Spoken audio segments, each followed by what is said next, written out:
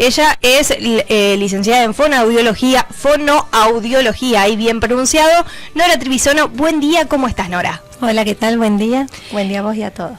Bueno, Nora, la idea es charlar un poco sobre, estamos transitando el mes de la audición, ¿bien dicho así?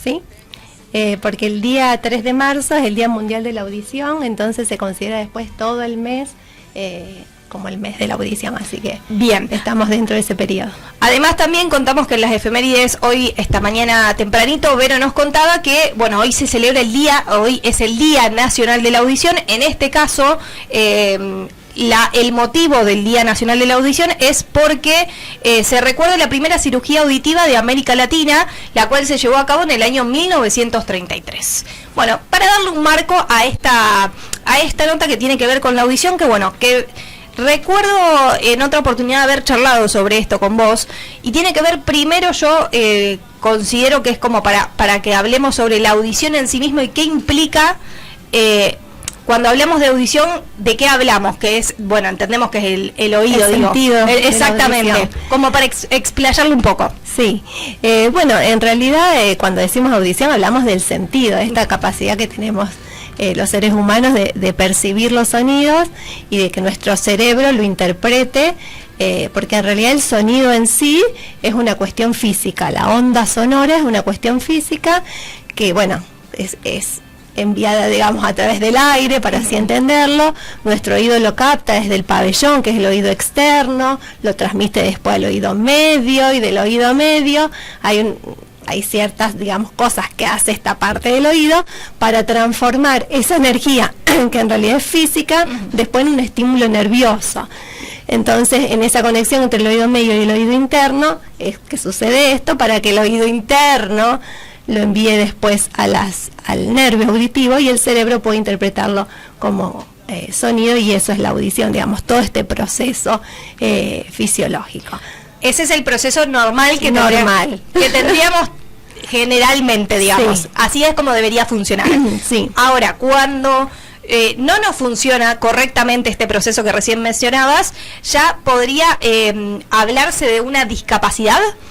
Uno puede tomarlo como una discapacidad, sí, no desde los términos a lo mejor de motrices por ahí. No en términos de un papel que diga esto te va a implicar sí o sí un certificado de discapacidad, porque por ahí hay ciertas cuestiones. Por ejemplo, si uno tiene audición normal en un oído y en el otro una pérdida auditiva, para la ley esa persona no tiene acceso a un certificado de discapacidad.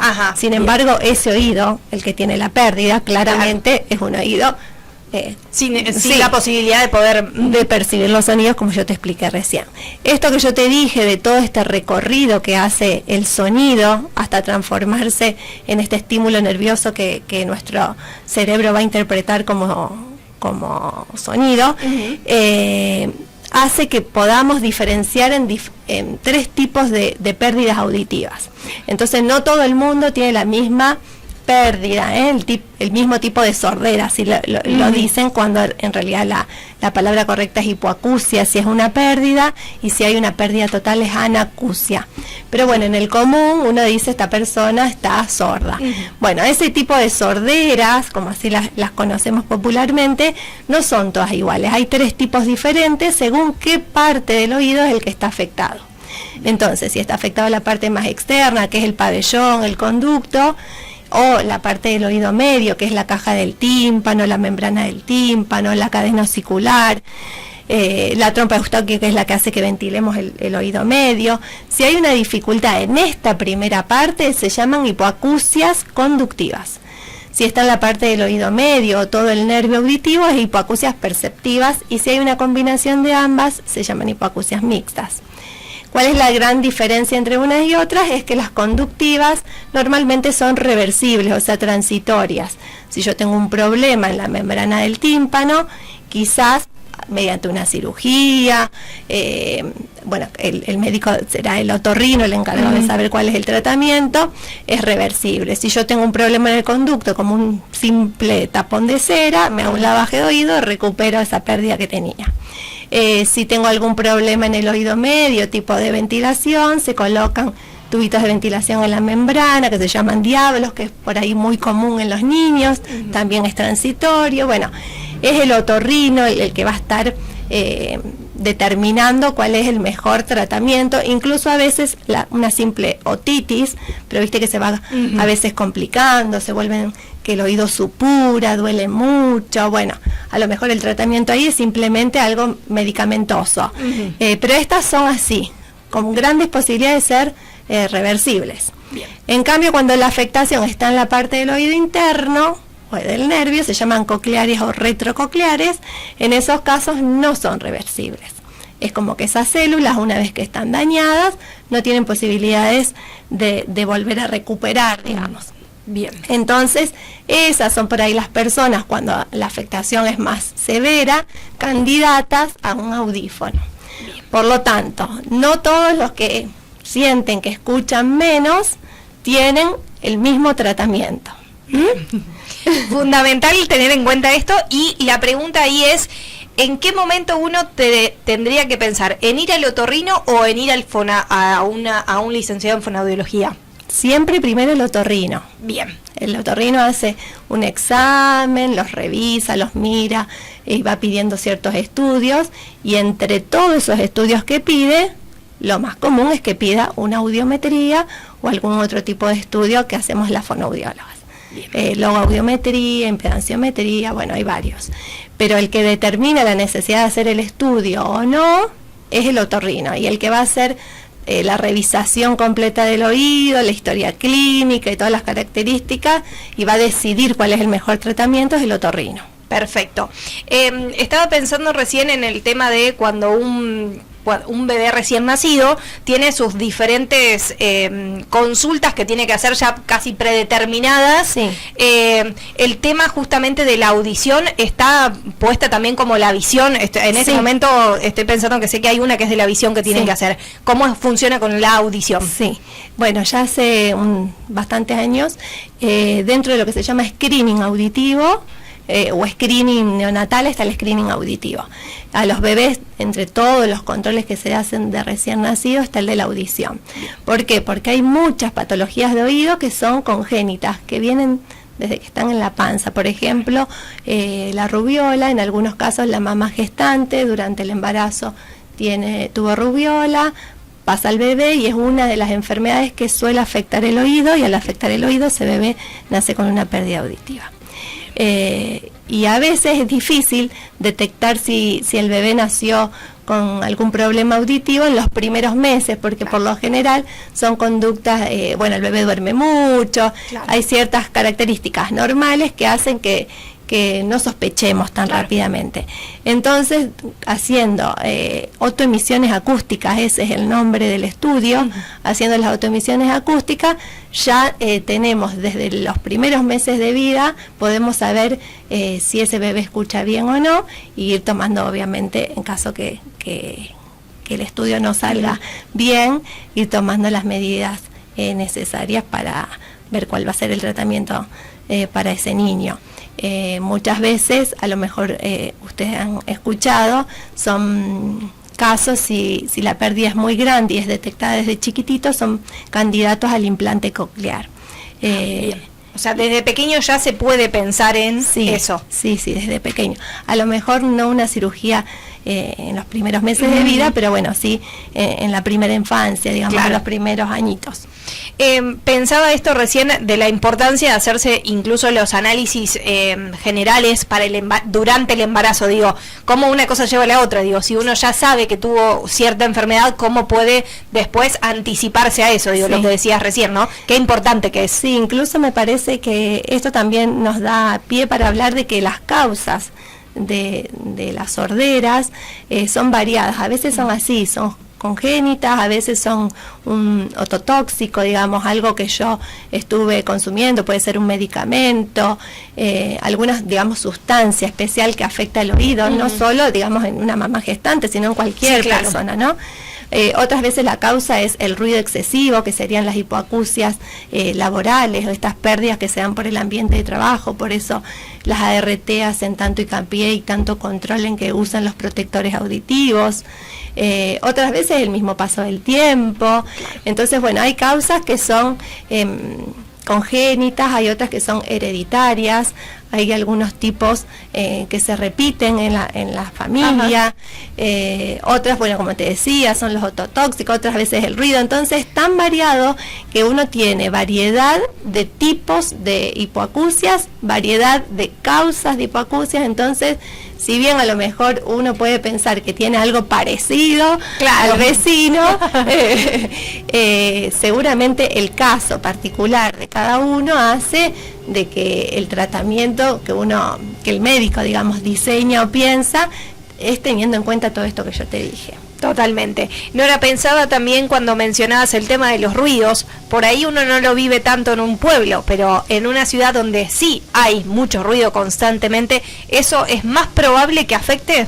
Sí, justamente, mira, el año pasado en la página de la Fundación Favaloro habían publicado información sobre eso.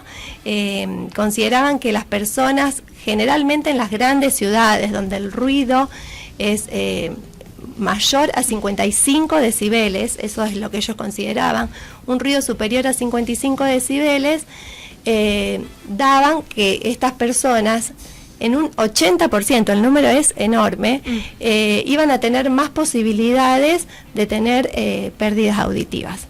Así mucho ese muchísimo. Número. Sí, eso lo publicó el año pasado la Fundación Favaloro en relación al Día Mundial del Ruido, pensando al ruido, bueno, como causa de pérdidas auditivas. Y hoy en día también de lo que se habla mucho es del uso de los auriculares en los chicos jóvenes a demasiado volumen. Viste que por lo general, cuando uno conecta el auricular, por ejemplo, a un celular, y vos pones una intensidad elevada, el celular te avisa, sí. La mayoría avisa con un cartelito de que usted está escuchando. Claro, hasta acá está, si no ya niveles que pueden ser perjudiciales para la salud, y uno igualmente sigue. Bueno, como hablábamos al principio de que el sonido en realidad es una onda física, no es lo mismo el impacto del sonido a la membrana desde pocos centímetros, porque en realidad la fuente, el auricular, está tan cerquita de la membrana del tímpano, con un volumen tan alto, que hace que realmente se piense que los jóvenes en un futuro van a tener muchas cuestiones de pérdidas auditivas, con lo cual se supone que va a ser mayor la cantidad de personas que requieran un audífono o algún tipo alguna cosa de que tratamiento, digamos, que los adultos de hoy en día. Es que pensándolo de esta manera, incluso justo vos me estás hablando y yo estoy con auriculares puestos y pensaba en eso, cuando uno se lo saca, yo estoy por ejemplo 2 horas haciendo el programa, cuando me lo saco me doy cuenta de la tranquilidad que me genera la cabeza al no tener algo puesto que todo el tiempo me está pasando, porque obviamente lo requiere el equipo. Digo, yo porque estoy 2 horas, pero hay gente que está mucho más, y como vos decís, los chicos que están acostumbrados a todo el tiempo estar con auriculares. En este caso, por ejemplo, particular tuyo, la sugerencia sería: usalos porque lo necesitas para tu trabajo, pero no una intensidad sumamente elevada. Claro. Usalo a un volumen bajo, en donde vos puedas escuchar lo que necesitas escuchar, pero que no te dañe. Claro. Y después que tengas un tiempo suficiente como para que el oído recupere sus umbrales de audición. Que sería un tiempo de descanso. Si estuve expuesta, como vos decís, 2 horas, bueno, tratar de que por lo menos a la tarde no estar expuesta otra vez un montón de horas, para que mi oído recupere otra vez esos umbrales normales. Como decirte, el tiempo de descanso, ¿no? Claro, de la siesta podría ser, que también sirve además de descanso. Así que bueno, como que uno va buscándole ante las necesidades. Una persona que está en una fábrica donde hay mucho ruido, no le puedes decir no vaya a trabajar. Bueno, vaya, pero use los protectores. Claro. ¿Cuáles son los protectores? Bueno, no son todos iguales. Hay algunos que son chiquititos, que van adentro del oído, hay otros que son de copa, que son estos auriculares más grandotes. Bueno, las RT están preparadas para saber, según los decibeles que hay en ese ambiente, cuál es el protector que esa persona necesita usar, y hay que hacer caso. Bien, antes de ir a estas cuestiones de prevención y también esto que ya un poco lo estuvimos mencionando durante toda la nota, te voy a hacer por ahí preguntas que me parece que son de lo cotidiano. Por ejemplo, el uso del hisopo. Sí. ¿No es recomendado o es recomendado, o qué hacemos con el hisopo? No es recomendado.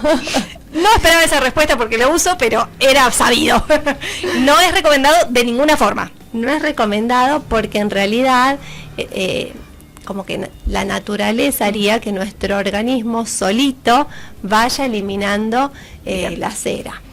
Lo que pasa que por una cuestión estética a nadie le gustaría tener la cera en la parte más exterior, digamos, de la oreja, que sería el último momento.